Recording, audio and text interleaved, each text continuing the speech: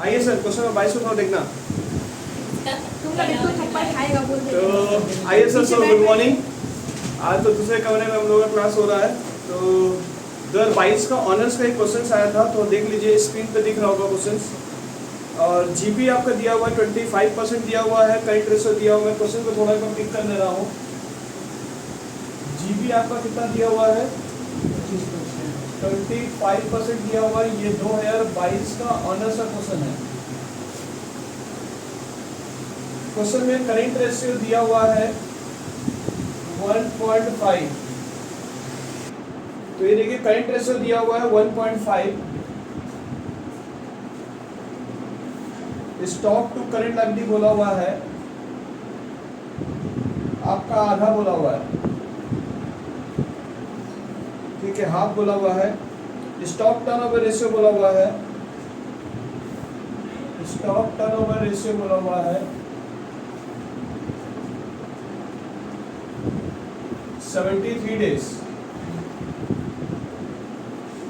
Question में fix add to network बोला हुआ है, यानी फिक्स एड टू पीएफ बोला हुआ है 0.80। तो वर्किंग कैपिटल कितना होगा पता चली गया होगा आपको।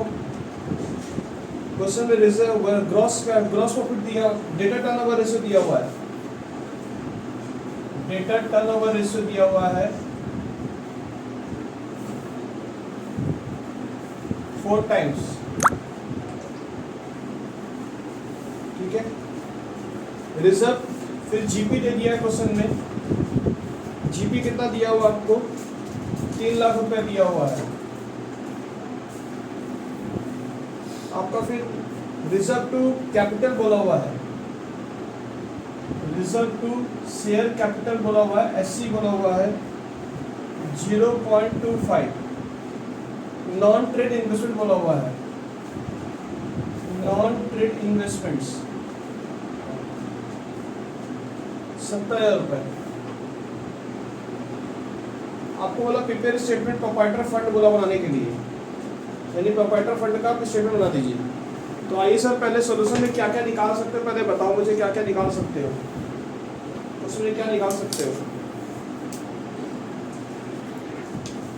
सबसे पहले आप जीपी रेशियो का फॉर्मूला बताइए। जीपी रेशियो का फॉर्मूला क्या है? जीपी बाई सेल्स इनटू क्या लिखते हैं आप? 100। तो आपका जीपी कितना थोड़ा बताएंगे? जीपी कितना है? GP ratio 25%। अगर यहाँ 100 हटाना है तो आप क्या करेंगे? 25/100 कर लीजिए। जीपी क्वेश्चन में दिया हुआ है, जीपी आपका 3 लाख रुपए दिया हुआ है, सेल आपका नहीं पता, तो इससे आप क्या निकाल लोगे? सेल निकाल लोगे। तो आप थोड़ा बताइए कितना हो रहा? 25 सेल इक्वल टू यहाँ पर कितना हो रहा, करके देख लेता। तो यहाँ पर ये आपका 3 करोड़ दिख रहा है। यहाँ पर आप सेल निकालना है तो डिवाइड दे दीजिए 25, 12 लाख रुपए आपका सेल का वैल्यू आ रहा है। जी हाँ, 12 लाख रुपए। अच्छा, अगला फॉर्मूला क्या क्या करोगे इससे? डेटा टर्नओवर रेशियो का फॉर्मूला क्या है थोड़ा बताएंगे?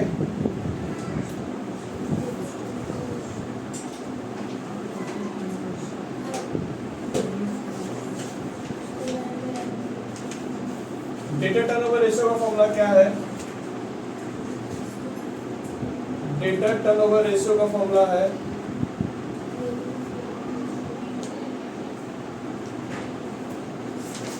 अच्छा, सेल ना लिखे आपको इसको ये लिखना, revenue from operations. Data turnover ratio का फॉर्मूला क्या है? सेल के जगह क्या लिखेंगे? रेवेन्यू फ्रॉम ऑपरेशन लिखेंगे। डेटा टर्नओवर रेशियो फॉर्मूला है क्रेडिट रेवेन्यू फ्रॉम ऑपरेशंस, यानी सेल कहने का मतलब operation divide by average trade receivables. Trade receivables, trade receivable यानी डेटर को ही बोला जा रहा। और डेटा टर्नओवर रेशियो का नाम था trade receivable turnover ratio. Data receivable का दूसरा नाम क्या है? Trade receivable turnover ratio. तो एग्जाम में आपको ये दिया हुआ है, ये निकाल लिए तो आपका क्या निकल जाएगा? एवरेज रिटर्न निकल जाएगा। एवरेज ट्रेड रिसीवेबल मतलब कहने का मतलब आपका डेटर निकल जाएगा। ये कितना दिया हुआ है 4, ये 12 लाख रुपए है, divide by average trade receivable.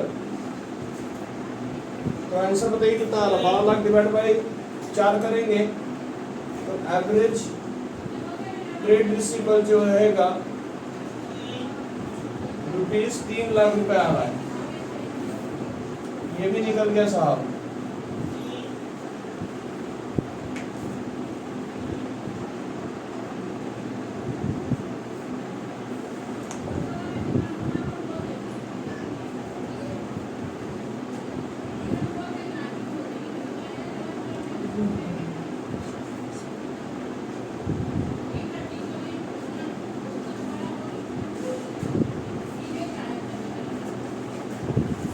Copy कर लो इसको। अगला फॉर्मूला क्या बोला है निकालने के लिए, स्टॉक टर्नओवर रेशियो। थोड़ा बताइएगा ना, stock turnover ratio, stock turnover ratio. Stock का दूसरा नाम है इन्वेंट्री टर्नओवर रेशियो।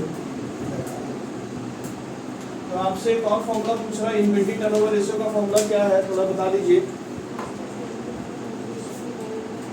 और ये देखिए 73 डेज दिया हुआ है, मतलब है ना एक तरह का वेलोसिटी टाइप का फॉर्मूला दिया हुआ है, वेलोसिटी वाला, इन्वेंट्री वेलोसिटी वाला फॉर्मूला है। तो आपका इस फॉर्मूला में क्या होगा, आपके फॉर्मूला में क्या होगा बताएंगे?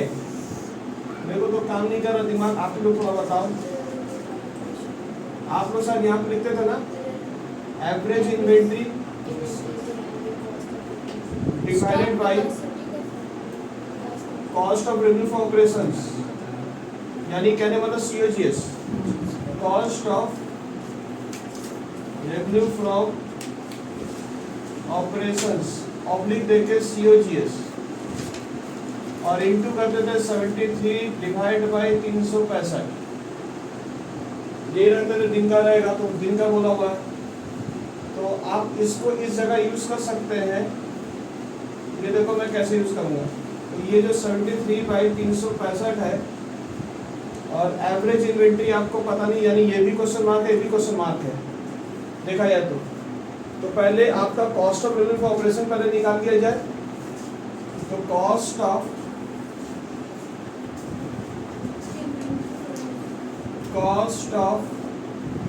रेवेन्यू फॉर ऑपरेशन कैसे निकलता है, पुराने में जो लोग पढ़े थे cost of goods sold equal to sale minus GP, ये पढ़े थे आप लोगों ने। तो आपका सेल को भी लोग क्या बोलते हैं, रेवेन्यू फॉर ऑपरेशन शेड्यूल 3 के हिसाब से इसका नाम बदल गया है GP।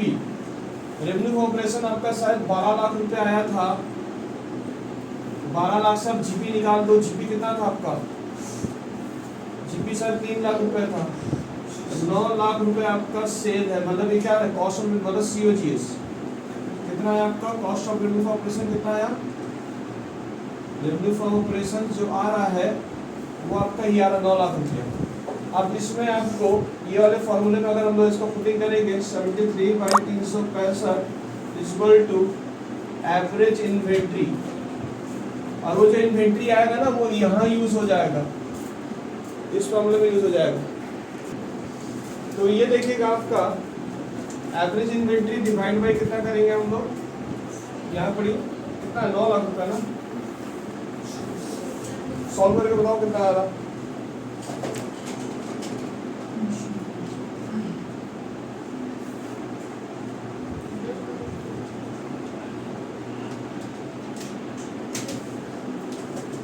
सॉल्व करके बताइए कितना आ रहा, 9 लाख, साइड पे क्रॉस मल्टीप्लिकेशन होगा, यानी कहने का मतलब एवरेज इन्वेंट्री आएगा कितना,